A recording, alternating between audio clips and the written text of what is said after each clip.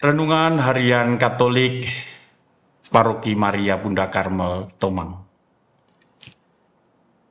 Ketika melihat murid-murid Yesus bertengkar, memperebutkan siapa yang terbesar di antara mereka, Yesus mengambil seorang anak kecil dan meletakkannya di sampingnya sambil mengajar para murid demikian. Barang siapa menyambut anak ini dalam namaku, ia menyambut aku. Dan barang siapa menyambut aku, ia menyambut dia yang mengutus aku. Karena yang terkecil di antara kamu sekalian, dialah yang terbesar. Lukas bab 9 ayat 48.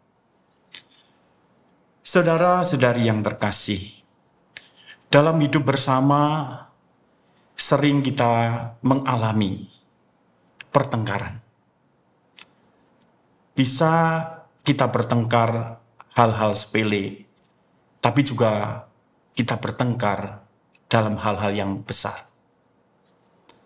Dan ketika kita selalu bertengkar, pada akhirnya tidak ada penyelesaian. Karena bukan apa yang kita pertengkarkan yang penting ternyata, tetapi kita seringkali selalu semua mementingkan dirinya sendiri. Itulah sebenarnya sumber dari pertengkaran. Bukan apa yang kita pertengkarkan, tetapi ego kita masing-masing yang sedang bertengkar.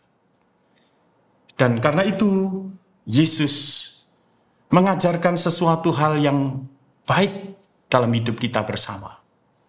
Yesus meletakkan seorang anak kecil. Kita tahu seorang anak kecil adalah seorang yang lemah. Dan kemudian Tuhan mengajak. Ya, barang siapa menyambut anak kecil ini dalam namaku, ia menyambut aku. Ini berarti bahwa kita harus selalu melihat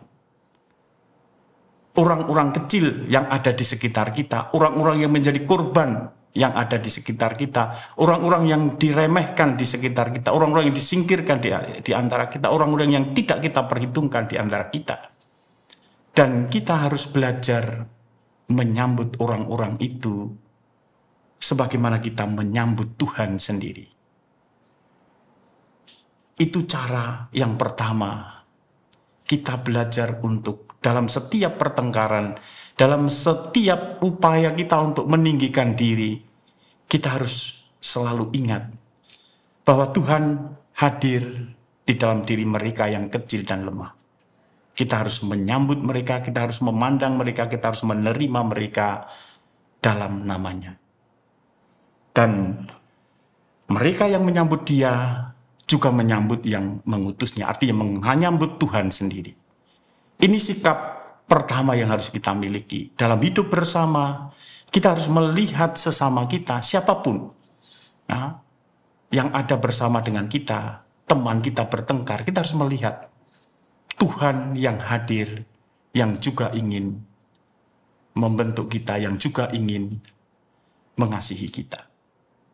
Dan kemudian Tuhan juga mengajarkan yang kedua, bahwa yang terkecil di antara kamu sekalian, dialah yang terbesar.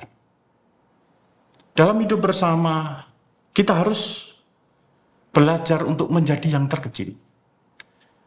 Menjadi yang terbawah, yang kemudian menjadi yang terjelek. Artinya, kemudian kita harus mengurangi kepentingan diri kita masing-masing.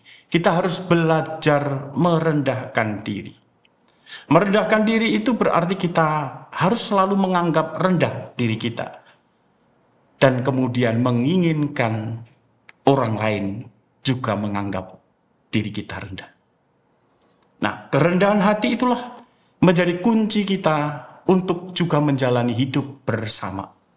Ketika kita mau rendah hati, kita tidak akan memaksakan diri untuk didengarkan, walaupun kita benar. Ketika kita mempunyai kerendahan hati, kita harus tidak selalu menang. Kadang kita perlu mengalah. Nah, inilah juga cara yang kedua kita dalam hidup bersama. Kita harus belajar terus tentang kerendahan hati. Kita harus merendahkan diri, menjadi kecil. Seperti Yohanes Pembaptis, saya harus menjadi kecil, dia menjadi besar. Inilah kerendahan hati. Dengan sikap kedua sikap ini, kita akan membangun hidup bersama dengan baik.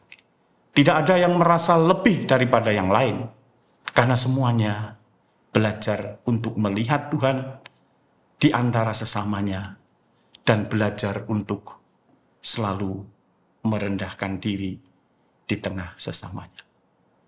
Tuhan memberkati.